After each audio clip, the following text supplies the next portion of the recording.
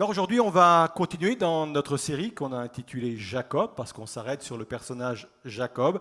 Et le titre du message de ce matin est le suivant, le pacificateur. Alors avant de développer, on va se mettre d'accord sur ce que l'on parle quand on parle de pacificateur. Un pacificateur, ce n'est pas quelqu'un qui veut juste sa tranquillité, et cela à tout prix. Un pacificateur, ce n'est pas quelqu'un qui met la tête dans le sable et qui ne veut pas voir les problèmes et qui veut surtout se persuader que tout va bien. J'aimerais vous dire qu'une telle attitude ne fait que retarder l'inévitable. Alors c'est quoi un pacificateur ? Un pacificateur, c'est une personne qui s'engage, qui se bat pour rétablir la paix, la réconciliation, là où il y a la discorde, là où il y a la division. Quelqu'un qui préfère construire des ponts entre les êtres humains plutôt que de construire des murs. Voilà ce qu'est, selon la Bible, un pacificateur. Dans l'un des plus importants des discours, je veux parler du discours de Jésus qu'il a pu prononcer sur la montagne. D'ailleurs, on l'appelle le sermon de la montagne. À un moment donné, il va parler des béatitudes. Et les béatitudes sont des étapes comme une échelle qui monte et qui vont nous conduire à différentes bénédictions.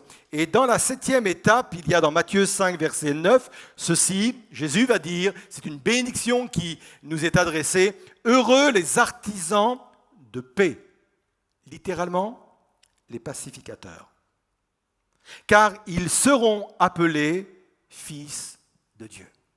Il y a une bénédiction qui est rattachée à celui qui accepte ce ministère.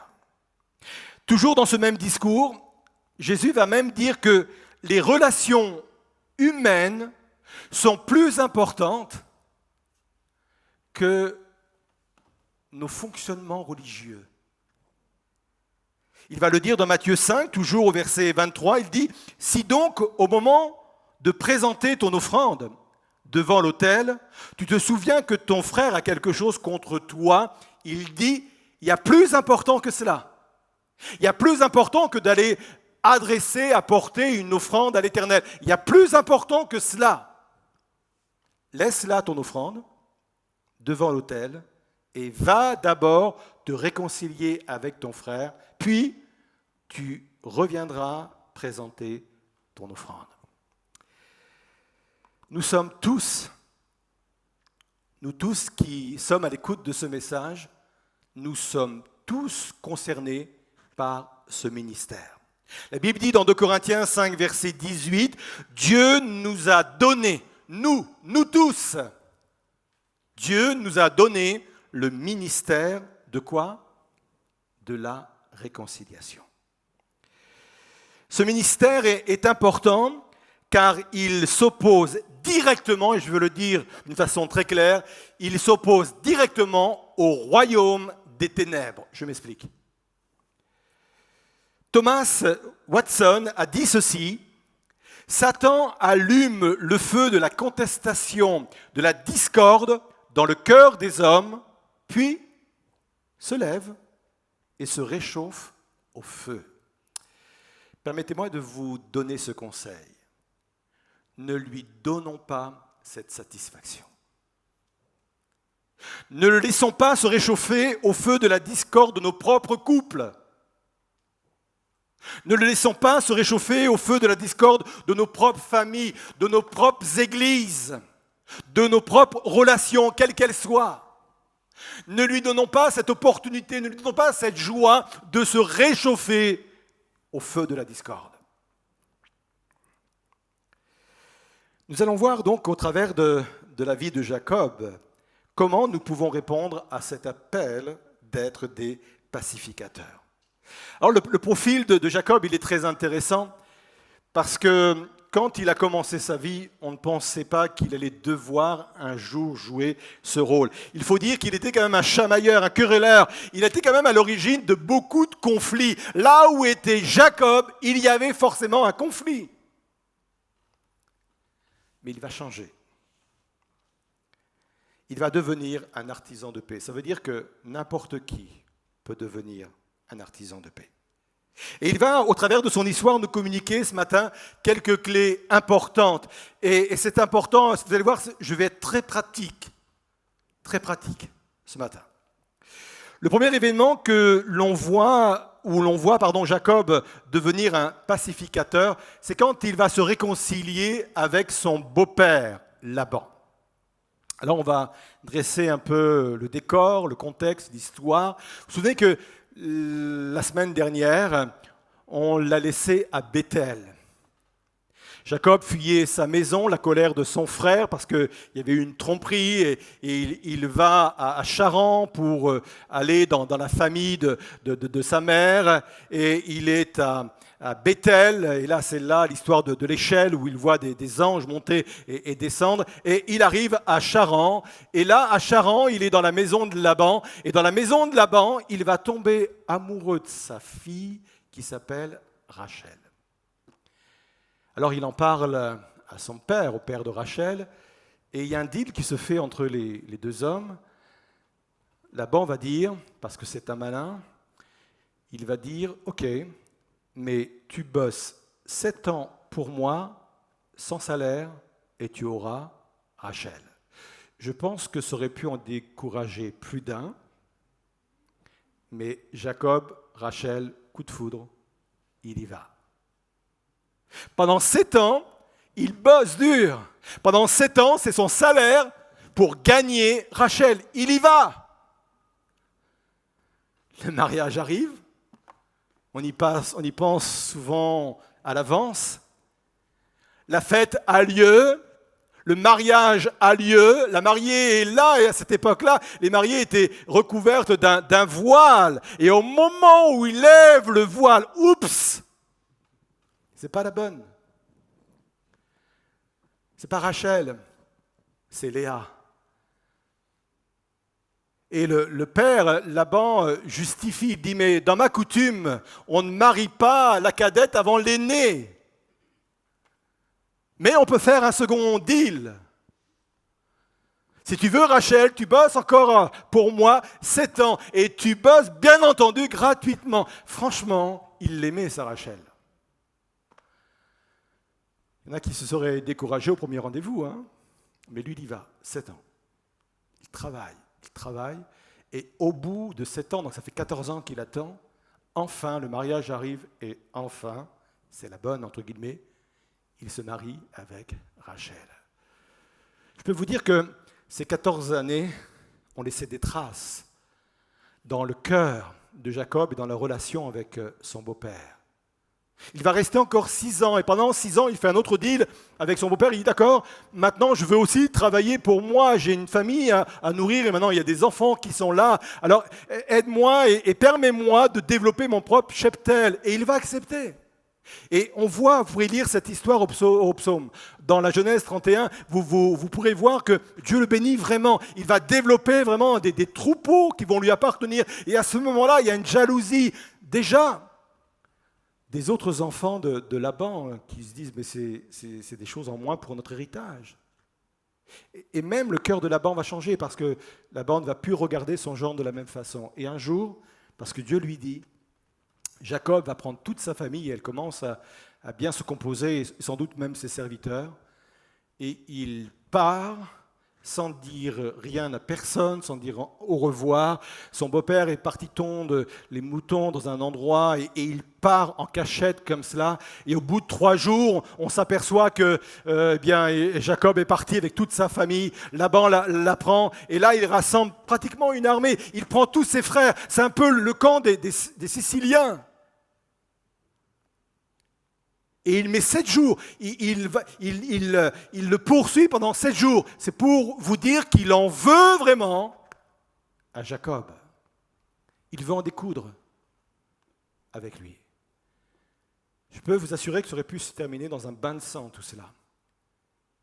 Mais ça va se passer autrement, pour 3 raisons.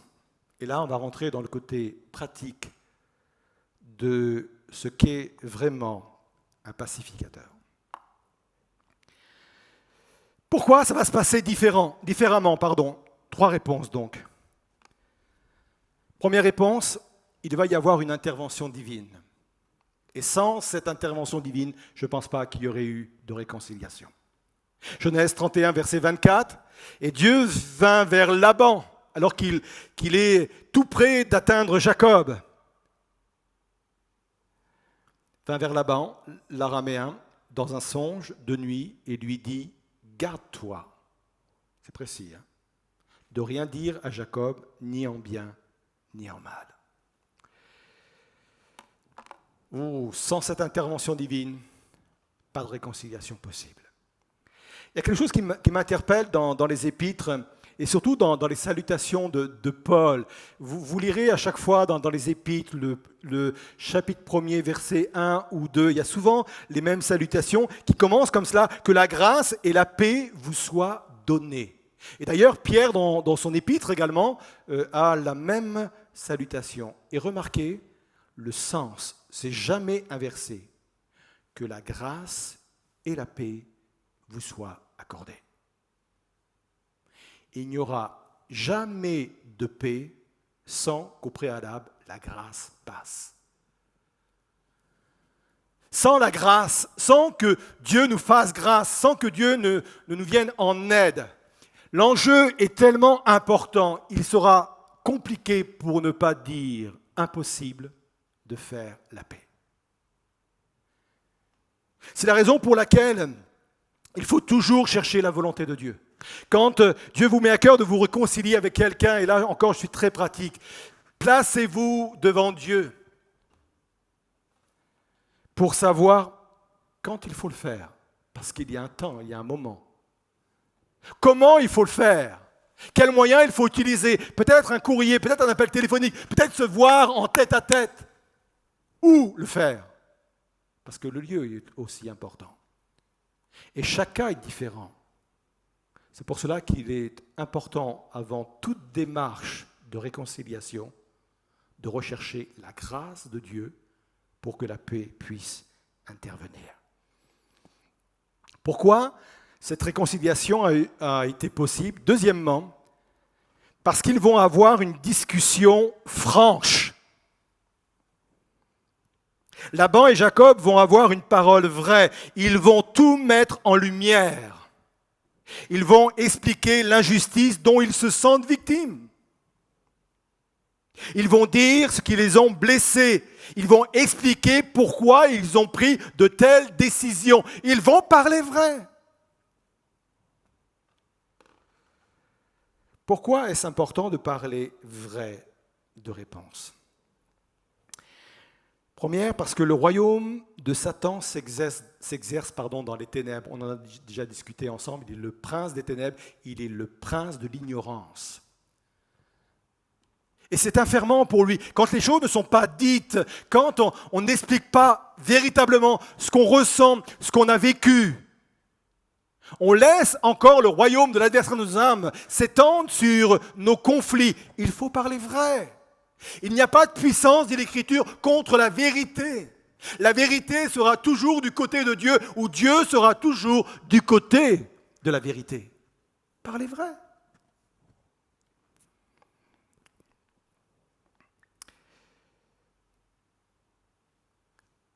Deuxièmement, pourquoi est-il important de parler franchement comme cela? Parce que ce que l'on ne dit pas se transforme en insomnie, se transforme en frustration, se transforme en tristesse, se transforme en culpabilité, se transforme en souffrance en tout genre. Il y a un principe spirituel, et ce principe spirituel, on en a parlé lors d'une émission le jeudi soir, on le trouve ce principe dans le psaume 32, verset 3, il dit ceci, c'est David qui parle, « Tant que je me suis tu, mes os se consumaient, je gémissais toute la journée. » Bien entendu, le contexte, c'est la confession de nos péchés, certes, mais au-delà de la confession des péchés, on touche là un principe. Tant que je me tais, mes os se consument. Il y a même une souffrance physique. Il dit même, je gémis toute la journée, souffrance morale, psychique. Il faut parler. Il faut dire les choses. Pour qu'il y ait une discussion franche, il faut une écoute. On connaît tous cette expression, on est dans un dialogue de sourds. Il n'y a pas d'écoute d'un côté comme de l'autre. Sans l'écoute, c'est même pas la peine de commencer une discussion franche. Il y a une citation très connue, peut-être que vous la connaissez déjà, qui dit ceci, « Le plus grand problème dans la communication, c'est qu'on n'écoute pas pour comprendre, on écoute pour répondre. » Commençons à changer notre façon d'écouter. Apprenons à écouter pour comprendre l'autre. Mais quand il parle, ne commencez pas déjà à chercher votre réponse pour vous justifier, pour dire « j'ai raison ». Vous êtes toujours là? Ceux qui sont en présentiel sont toujours là, mais j'espère que vous êtes toujours là derrière vos écrans. Et pour avoir une discussion franche, il faut que ça se fasse dans l'amour et dans le respect. Proverbe 15, verset 1 dit ceci, « Une réponse douce calme la fureur, mais une parole dure excite la colère. » C'est basique. Si je parle durement, j'aurai l'écho qui sera similaire à ma façon de parler. Il y a des choses qu'on n'a pas acceptées dans le passé, non à cause du fond, mais très souvent à cause de la forme. 2 Timothée 4,2, c'est à Timothée, le jeune pasteur qui a adressé cette lettre. Il dit ceci, reprends, c'est quand même assez fort, censure, c'est encore plus fort, exhorte, c'est-à-dire encourage, mais il dit avec toute douceur et surtout en instruisant, en expliquant. Alors, ça s'est bien passé parce qu'il y a eu une intervention divine, parce qu'il y a eu une discussion franche, et enfin, ça s'est bien passé parce que Jacob va préférer rassembler les pierres plutôt que de les jeter. Je m'explique. Genèse 31, verset 44. Quand Jacob est là et Laban l'a rattrapé avec tous ses frères et franchement, ça aurait pu mal se terminer. Et il dit ceci, j'aime cette image, elle est puissante, elle est forte. Genèse 31, verset 44, « Maintenant donc, viens, concluons une alliance. » C'est Laban qui parle. « Toi et moi, et laissons ici un signe qui nous serve de témoin à tous deux. »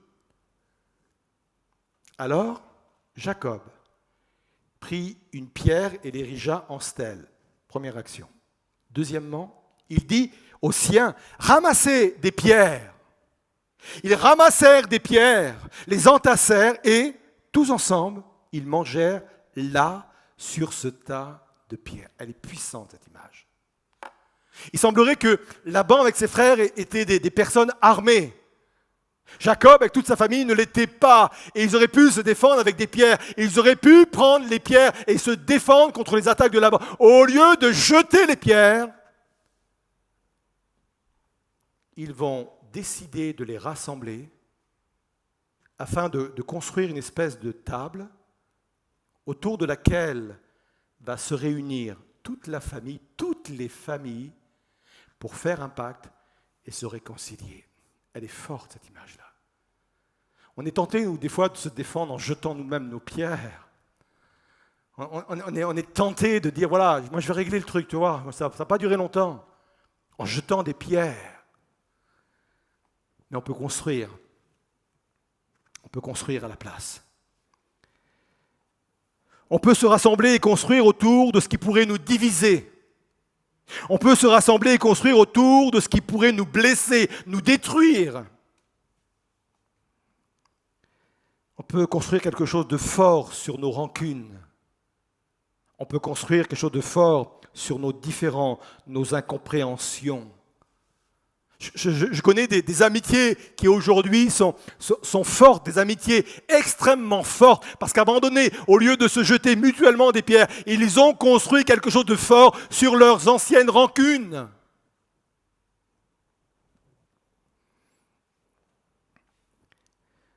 Et ils mangèrent là, est-il dit. Et manger ensemble en Orient est un signe d'amitié fort. Ils ont scellé quelque chose. Et avant de se séparer, ils vont faire aussi quelque chose d'important. Genèse 31, 52, il est dit ceci, « Ce tas de pierres et cette stèle nous serviront de témoins. » Écoutez la suite. « Je ne dois pas dépasser ce tas de pierres et cette stèle dans ta direction et tu ne dois pas les dépasser dans ma direction avec de mauvaises intentions. » Très important. Ça veut dire quoi? En fin de compte, cette stèle, ce mémorial qui est là, il est en plein sur le chemin pour aller de Charan à l'endroit où vivra Jacob, le pays promis. Et ils ne s'interdisent pas de se retrouver, ils ne s'interdisent pas de dire oh, « je vais aller chez toi et tu vas venir chez moi », mais obligatoirement on va passer à un moment donné sur ce chemin-là. Et là on va se rappeler, on va analyser son propre cœur. Est-ce que j'y vais avec de bonnes intentions? Pourquoi c'est important? Oh, il ne faut pas sous-estimer l'œuvre de l'adversaire de nos âmes. Quand le pacte a été fait, quand l'alliance a été faite, chacun est retourné chez soi. Et sur le chemin du retour, il peut se passer des choses dans le cœur. Ouah, t'es sûr que tu as bien fait? Tu t'es un peu écrasé là, non? Tu penses pas que tu aurais pu faire autrement? Et puis, vous savez, des racines d'amertume qui peuvent renaître. On a tous connu cela. Et c'est important de revenir. Si on va vers l'autre, dire moi j'y vais, je retourne et je vis cela avec de bonnes intentions. J'y vais avec de bonnes intentions. Je veux laisser de côté ce qui a pu naître entre deux. C'est extrêmement important. On va un peu plus loin et on va s'accrocher à une dernière clé. Il y en avait sans doute d'autres, mais le temps nous est compté. Cette clé-là, on la trouve quand Jacob va aller se réconcilier cette fois-ci avec son frère. Il quitte Laban. Il y a le combat avec l'ange de l'Éternel au milieu où son nom est changé en Israël. De Jacob, il va être appelé Israël. Et là, il va à la rencontre de son frère. Son frère, c'est encore une autre histoire. Ça fait 20 ans que son frère rêve de vengeance. Ésaü. Il vient avec 400 hommes. Encore une fois, ça aurait pu se finir dans un bain de sang. Parce que les 400 hommes qui étaient avec lui, c'était pour de mauvaises intentions. C'est important de réaliser que, fort de l'expérience qu'il a vécue avec Laban, son beau-père, ça va l'aider à vivre une réconciliation avec son frère. Ésaü. Et là, il faut noter deux choses. La première, c'est qu'une révélation conduit à une autre révélation. Je m'explique. Ça veut dire, quand Dieu nous révèle qu'il faut commencer à se réconcilier avec une personne, quand j'accepte de répondre à cette révélation-là, il m'en montrera une autre. Il faudra encore obéir. Et je parle par expérience et je le vois autour de moi et dans mes entretiens pastoraux. Régulièrement, je vois des personnes qui m'ont dit « J'ai commencé avec beaucoup de personnes, un travail vraiment où on s'est réconcilié. J'ai commencé par une personne et Dieu m'a révélé une deuxième, une troisième, une quatrième. La révélation appelle une autre révélation. » Je pense quand il est sorti d'avec Laban, son beau-père, Dieu lui a dit « Maintenant, c'est pas fini. Hein. Il y a un autre morceau là qui s'ouvre devant toi. » Deuxièmement, le succès appelle le succès. On crée une dynamique de foi. Quand on commence à avoir une victoire dans le domaine de la réconciliation, ça crée en nous une dynamique de foi. On croit que c'est possible pour les autres réconciliations. même, et je fais une parenthèse, même si parfois on connaît l'échec dans ce domaine-là, parce que la Bible dit également, Romains 12, verset 18, « S'il est possible, autant que cela dépend de vous, soyez réconciliés ou soyez en paix avec tous les hommes. » Ça veut dire que parfois c'est l'échec, mais même quand c'est l'échec, il faut continuer. Il faut continuer. Les retrouvailles ont lieu avec son frère, Genèse 33, verset 4, et là c'est magnifique ce qui se passe. Ésaü courut à sa rencontre, le prit dans ses bras, se jeta à son cou et l'embrassa, et tous deux se mirent à pleurer. La leçon cruciale à retenir de cette réconciliation est la suivante. Écoutez bien ceci. Pour être pacificateur, il faut être soi-même pacifié. Je répète. Pour être pacificateur, il faut être soi-même pacifié, c'est-à-dire réconcilié avec soi-même. Gandhi a dit ceci, la personne qui n'est pas en paix avec elle-même sera en guerre avec le monde entier. Vous savez, les personnes sont des écorchés vives. Ça boue tellement, ils sont toujours dans les conflits, ils sont toujours dans les guerres. Et Jacques, chapitre 4, verset 1er, le dit, et j'ai choisi la parole vivante, il est dit, quelle est donc la cause des conflits entre vous? C'est très intéressant. Ne proviennent-ils pas précisément de vos passions, de vos désirs égoïstes qui combattent sans cesse en vous? Ça veut dire quoi? Ça veut dire que les guerres extérieures proviennent des guerres intérieures. Jacob avait besoin de se réconcilier avec lui-même.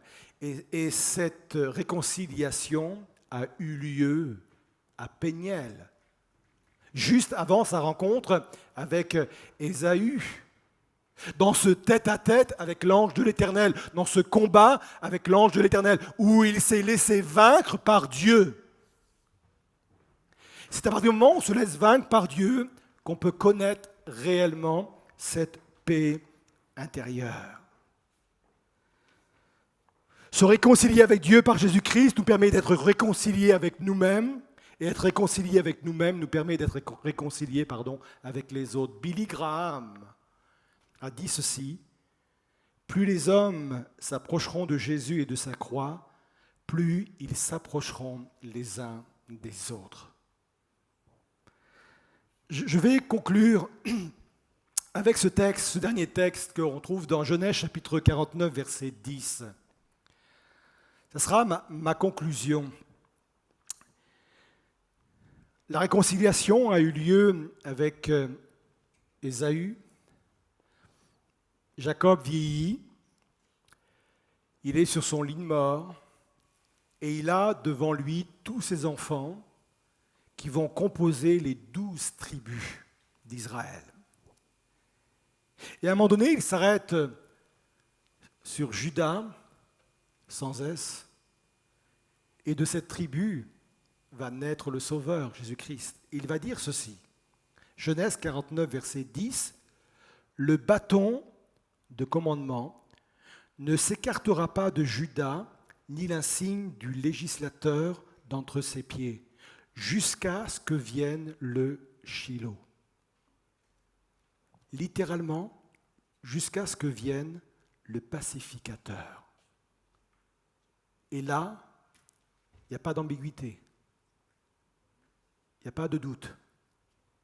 Le pacificateur qui sort de la tribu de Juda, c'est Jésus.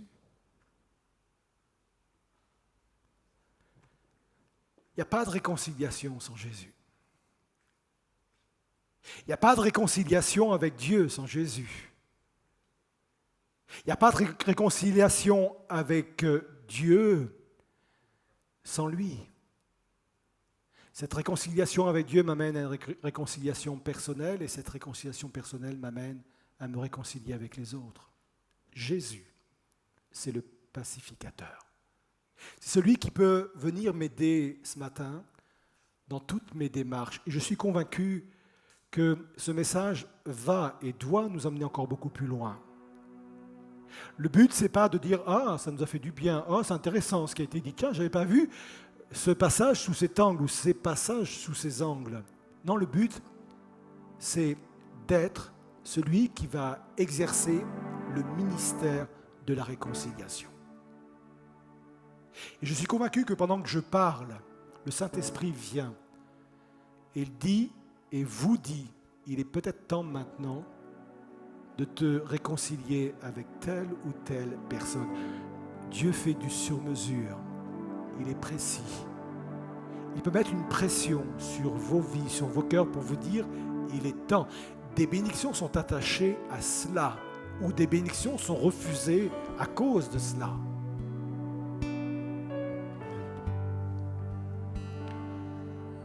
Ça commence par notre propre maison. Il faut que je devienne pacificateur dans ma propre maison. Ça commence par là. Mère Teresa a dit ceci, que pouvez-vous faire pour promouvoir la paix dans le monde? On est prêt des fois à manifester dehors. Et ce n'est pas interdit et ce n'est pas mal. Mais elle dit, que pouvez-vous faire pour promouvoir la paix dans le monde? Rentrez chez vous et aimez votre famille. Pacificateur dans ma propre maison. Pacificateur dans mon propre quartier. Pacificateur dans ma propre église. Pacificateur dans mon propre relationnel. Je veux vivre cela. Je vais prier avec vous. Et je vous demande vraiment de rentrer et de descendre dedans de vous-même pour laisser le Saint-Esprit vous interpeller, vous montrant peut-être une nouvelle approche à vivre au sein de votre propre couple, au sein de votre propre famille, votre propre entreprise ou lieu d'études, votre propre église. On va prier ensemble parce que la grâce passe toujours avant la paix. Seigneur Jésus, je te demande vraiment ce matin ton aide parce qu'on a besoin de toi. On est conscient, Seigneur, de l'œuvre de l'adversaire de nos âmes qui est là pour diviser, Seigneur. Il est là pour se réchauffer au feu de nos discordes, Seigneur. Je prie d'apporter la paix, Seigneur, là où il y a la tempête, là où il y a la guerre, là où il y a le conflit, Seigneur. Je prie de nous permettre également d'être dans un pays apaisé, pacifié, Seigneur Jésus. On te le demande également dans le nom de Jésus. Que l'Église joue ce rôle aussi, Seigneur Jésus, au sein de notre société, au sein de notre pays. Nous avons besoin de cela, Seigneur, et nous nous en remettons tout à tout.